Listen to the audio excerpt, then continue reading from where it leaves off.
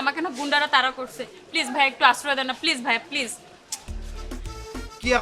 কি এমন অকাম করছেন যে আছে আপনার গুন্ডারা তাড়া দিছে? ভাইয়া সেটা তো আমি বলবো, কিন্তু আপাতত একটু আশ্রয় দেন না প্লিজ ভাইয়া, প্লিজ প্লিজ ভাইয়া। আচ্ছা ঠিক আছে দিতেছি, কিন্তু একটু সাবধানে ঢুকেন, না হলে কিন্তু কেউ দেখলে আমার চাকরি টাকরি কিন্তু একদম নট হয়ে যাবে, বুঝছেন? ঠিক আছে, আপনার ভাই। বিপদে আমি পাশে থাকছি। আসেন আসেন আস্তে আস্তে আসেন।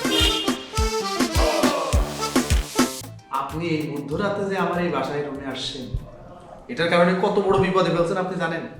হ্যাঁ, এই বাদল কতটা সৎ আপনি জানেন? এই যে বিল্ডিং দেখতেছেন না, এই সারা বিল্ডিং এর মানুষ জানে আমি একটা ভালো ছেলে। একটা অপরিচিত মেয়েকে আমি যে রুমে নিয়ে আসছি, এটা যদি জানতে পারে, শুধু এরা না, এটা সমাজ বলে তো কথা আছে, তারা যদি জানতে পারে আমার তো দুঃসেই করবো। কি যে এক বিপদে ফেলাইছেন আপনি, আল্লাহ জানে। আপনি একটু চুপ করেন। তখন থেকে আপনার এই ভাঙা রেডিও বক বক বক বক বক বক করেই যাচ্ছেন, আমার অস্থির লাগতেছে। সি সি সি সি সি সি, এটা আপনি বলতে পারলেন? কি করলেন? আমার একটা ভাঙা রেডিওর সাথে তুলনা করলেন। আপনার যে আমি আশ্রয় দিছি, কোথায় আপনি আমাকে ধন্যবাদ প্রকাশ করবেন, তা না দিয়ে আপনি আমার ভাঙা রেডিও বানাই দিলেন। এটা আশা করিনি আপনার কাছ থেকে। আচ্ছা যাই হোক, যেটা হয়েছে বুঝলাম। আচ্ছা আপনার এই ঘটনাটা আমার একটু খুলে কন তো, আসলে আপনার কি হয়েছিল? আপনি সত্যিই শুনতে চান? হ্যাঁ শুনতে চাই, আপনি বলেন। শুনেন তাহলে। আমি আসলে অনেক বড় লোকের মেয়ে, কিন্তু আমি যার সাথে প্রেম করি সে একটা ফকির। আমার বাসা থেকে তো স্বাভাবিক মেনে নেবে না, তাই আমরা প্ল্যান করি যে পালায় যাব। কিন্তু আমি যখন পালায় যাই তখন আমার বয়ফ্রেন্ডের ফোন ধরে না।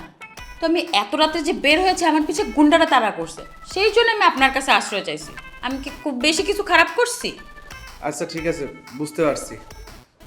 তবে একটা কথা ভালো করে শুনেন, আমার অনুমতি ছাড়া এই বাসার বাইরে একদম বের হবেন না। আপনার কাছে রিকোয়েস্ট, এটা মাথায় নেন, ভালো করে মাথায় নেন, কারণ কেউ যদি ঠিক পায় কি যে হবে আল্লাহ জানে। যাই হোক, বুঝতে পারছি, আপনার দেখেই বোঝা যাচ্ছে অনেক টায়ার্ড, ক্ষুধার্ত। আপাতত এই বিস্কিটটা খান, আমার ক্ষুধা লাগলে মাঝে মধ্যে খাই, খুব ভালো বিস্কিট।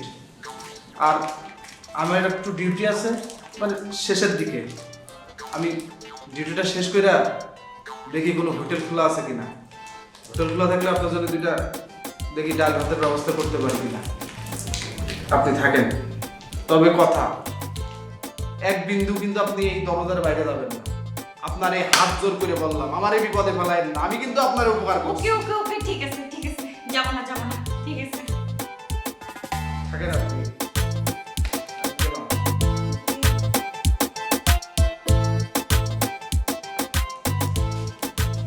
যাবো না